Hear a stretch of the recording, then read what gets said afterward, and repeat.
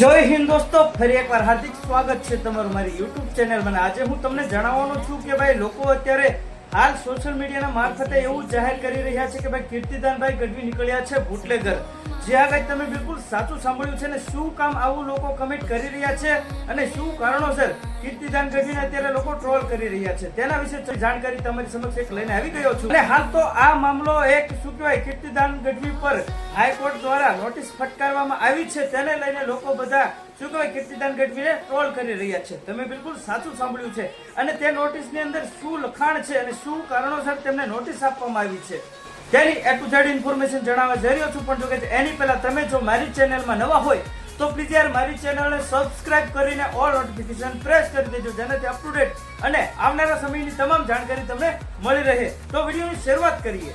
તો સૌથી પહેલા વિડીયોની શરૂઆતમાં હું તમને જણાવું કે ભાઈ આ સમગ્ર ઘટના નવરાત્રિમાં બનેલી છે.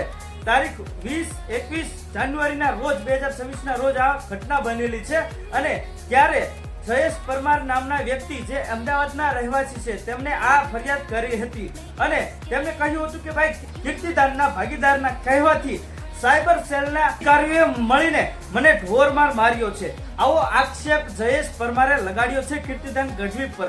જે આગળ તમે બિલકુલ સાચું સાંભળ્યું છે. પણ મેન વાત એ છે કે ભાઈ અત્યારે ઘણા બધા શું કહેવાય આમ લાંબો સમય થઈ ગયો છે અને અત્યારે કેસ હાથ ધરવામાં આવ્યો છે. આને લઈને કોર્ટે અત્યારે હાલ એક્શન લીધી છે અને કીર્તિદાન ગઢવી સહિત તેમના પાર્ટનર અને સાયબર સેલના અધિકારીઓ પર નોટિસ ફટકારી છે.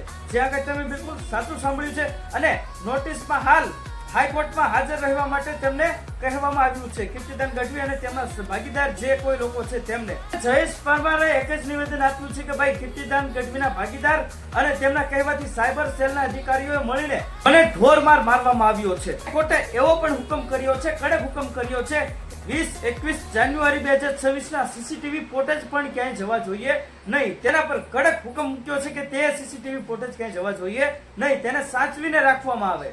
હાલ સત્ય ઘટના શું છે અને લઈને આ મારામારી કરવામાં આવી છે અને શું કારણોસર આ હુમલો કરવામાં આવ્યો છે તેની એ ટુ ઝેડ ઇન્ફોર્મેશન તમને મારી ચેનલમાંથી મળી રહેવાની છે. એટલે જ કહું છું ગાઈસ, ફરી એકવાર કહું છું કે તમે જો ચેનલમાં નવા હોય તો પ્લીઝ યાર મારી ચેનલને સબસ્ક્રાઇબ કરીને ઓલ નોટિફિકેશન પ્રેસ કરી દેજો. અપ ટુ ડેટ અને આવનારા સમયની તમામ પણ જાણકારી તમને સૌથી પહેલા અપડેટ તમને મારી ચેનલમાંથી મળી રહેવાની છે.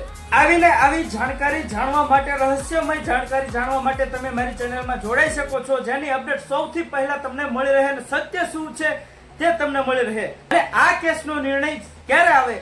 જ્યારે કોર્ટની સુનાવણી થાય ત્યારે. જે આગળ તમે બિલકુલ સાચું સાંભળ્યું છે.